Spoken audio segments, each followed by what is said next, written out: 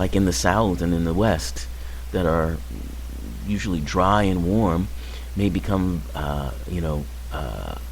very cold and wet.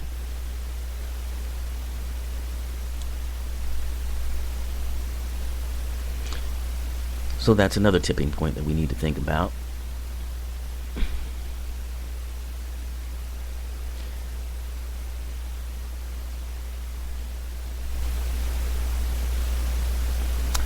And the droughts that I mentioned in 2020, the climate models project the American Southwest facing, as I mentioned, permanent drought.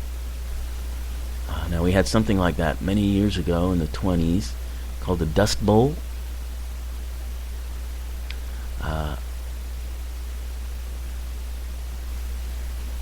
Which we were able to kind of find a way out of, but this Dust Bowl sounds like it's not going to be quite so easy.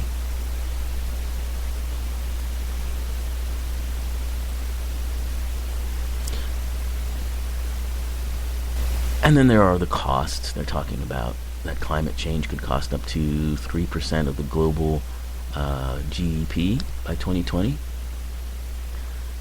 That a single storm occurring in 2020 could cause damage losses on the order of $500 billion,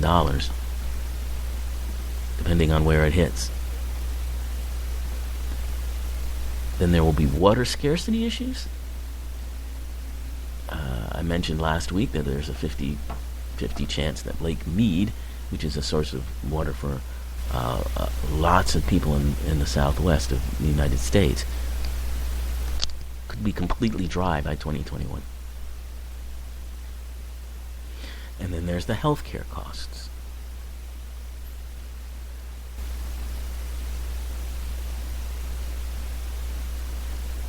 World population projected to be 8 billion by 2020.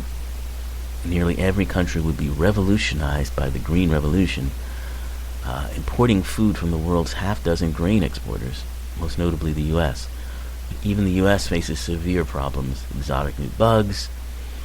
From Texas to Nebraska, water is in short supply and growing shorter. With 400 million acres of farmland, the nation is losing 3 million acres a year to erosion and urban development. Meanwhile, world population will likely continue to rise.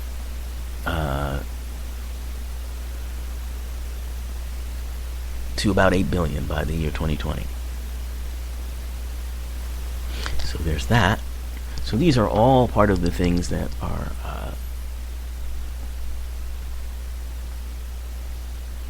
sending alarm signals, and should send alarm signals to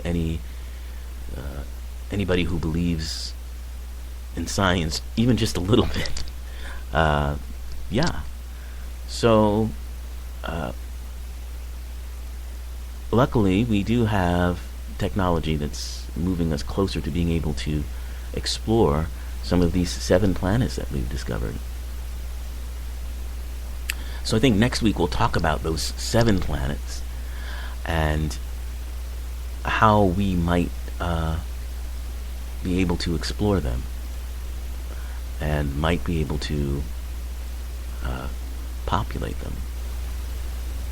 And in the meantime, I will try to watch Mr. Hawking's documentary and see what he's talking about, and share some of that with you.